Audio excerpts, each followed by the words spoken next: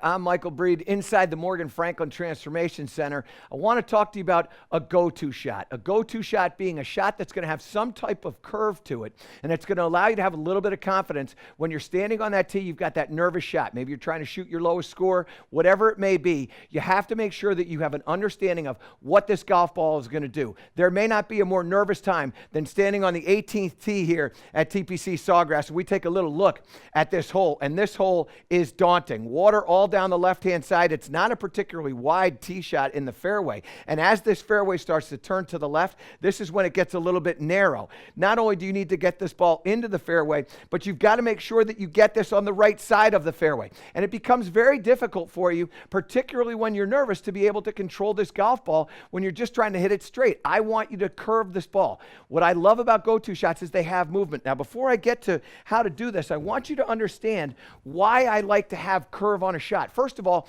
I know that it can only go one direction. So if I'm going to hit a ball, it's going to go straight to right or straight to left. For me, I like to move this ball to the right-hand side. I want to talk to you about what we call deflection. Deflection is when this ball's hit by the club face, what it does is it deflects in the direction that the face is pointing. In other words, if it's open, it's going to deflect to the right. So when I drop this ball here, you can see how that ball drops off to the right-hand side. So what that tells you is that when you're aiming your go-to shot, you don't aim where you want it to start. You have to aim more to the left if you're going to move it to the right, because it's going to deflect off the face to the right-hand side. And that's a really important part of being successful with a go-to shot. Now, what we already know is if I'm going to hit a go-to shot that's going to have fade to it, that club face is going to be open. I need to make sure that I get my body a little bit more open to the left-hand side. So I'm going to now set this shot. This feels like I'm hitting this literally into the water. I just want to start it down the railroad tide line. I'm going to feel like I'm aiming into that water down the left-hand side. And the other part that is so hard about hitting this go-to shot on this particular hole is you have to swing into the area where you don't want the ball to go. That's the hardest part. When you start swinging away from that area, that's when the ball starts going into it. So what you have to do is you've got to grip this club with a little bit of an openness into that face. And then as we start to aim down the left-hand side, I want you to feel like you're going to swing into the left-hand side. It's not going to start there, but that's what you need to do in order for you to be able to create the spin.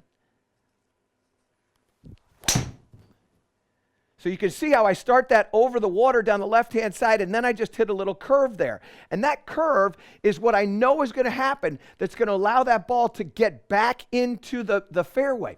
What you have to appreciate is that in order for me to create the spin that I want to create, I have to feel like I'm brushing across that golf ball. And in order to brush across the golf ball, I have to feel like that club is moving back to the inside or to the left-hand side. When we start to get that ball to curve to the left-hand side, to curve from the left-hand side rather, that's when we start hitting that little cut shot. Now,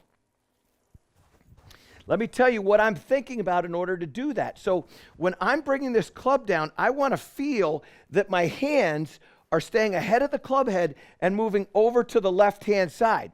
And I will take a drill where I'll hold the club just in the middle of the shaft, just like that, and then feel like I'm going to take that shaft and move it right around my body in that fashion there. And that's going to allow the toe of the golf club to hang behind the heel, which is going to allow that ball to spin the way that I want it to spin. We'll see if we can do that same thing again. We're going to grip that just a little bit open. It's going to look to you like that ball position may be a bit forward. And now we go again.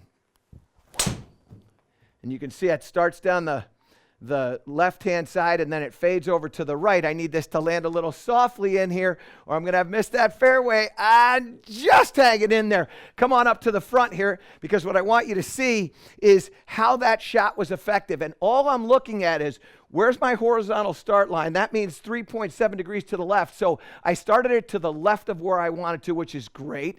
And then what I need is I need the side spin. I need that to have R spin to it. So you can see I'm almost at 1,200 RPMs of spin to the right. When I get that spin to the right-hand side, that's when I'm getting that fade. When I get that fade, I have a chance to do it. Let me get back here and hit one more shot so that we can show you that, like in baseball, there's always three in a row. You have to know what you're doing. Now, here's the thing. the final part about having that go-to shot is I have the whole fairway to work with. You can see that ball that I just hit hung out on the right-hand side of that fairway. But I used the entire part of it. Wasn't my best one yet, but what it was highly effective. Not in the water. I got the prediction of curve that I was looking for, and that's what allows me to, let me make sure that I'm in the green here. That's what allows me to go ahead and hit my second one instead of drop my third one. Here we go. Here we go. Down the left-hand side, weaker grip.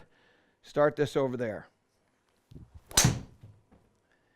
And you can see it starts down the left-hand side, a nice another little brush cut back to the right-hand side. I'm in that fairway. This is what makes this so important for you to understand. You've got to have control over that golf ball. When you get the ball in the fairway, at TPC Sawgrass, you've got a chance to score. If you don't have control over that ball off the tee, it's going to be a very, very long day.